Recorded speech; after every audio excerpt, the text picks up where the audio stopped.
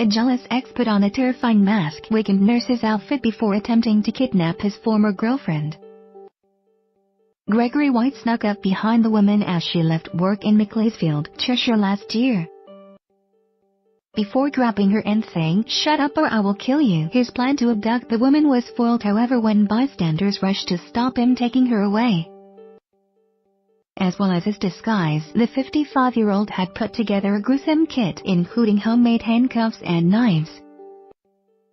After hearing his ex had started a new relationship, he was jailed for 12 years this week after admitting attempted kidnap, assault occasioning actual bodily harm and possessing a knife in a public place. Chester Crown Court heard White had planned to kidnap the woman, who cannot be named for legal reasons, for 2 months, even carrying out a dummy run. Prosecutor Anna Pope said his ex-partner had met another man and what was clear was that she did not want any further communication with him. He put together a plan to kidnap her when she was due to finish work. He researched online for items and did a dummy run days before. The nurse had returned to her car when White grabbed her at 8 p.m. on Saturday, February 4, 2017. Mrs. Pope added she started to scream and she could tell it was a man because of the size of the person and the force. The man shouted at her to be quiet and said, "Shut up or I will kill you." He pushed her in the car and she turned, facing the person, and it frightened her even more. The court heard White was wearing a female face mask, long dark-haired wig and a female nurse's tunic. Mrs. Pope added the struggle continued and she continued to scream. The defendant put one hand on her mouth and kept shouting, "Shut up or I will kill you." He was holding a knife and thrusting it to her.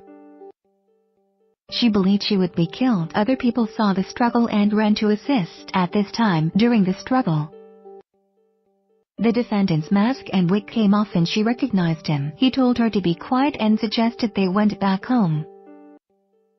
After he saw people approach, he picked up a carrier bag, tried to open the passenger door and then walked away.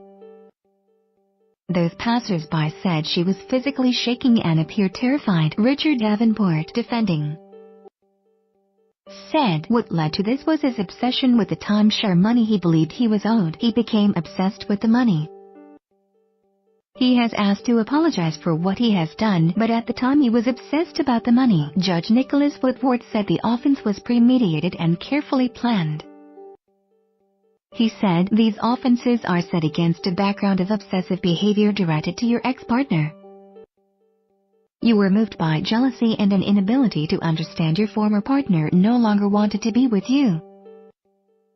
What you were intending can only be gleaned by looking at the items in your possession. All these items, in my judgment, can only be required for worrying and sinister purposes. White of Stoke has also been handed a restraining order which stops him from contacting the victim, going near her home or workplace.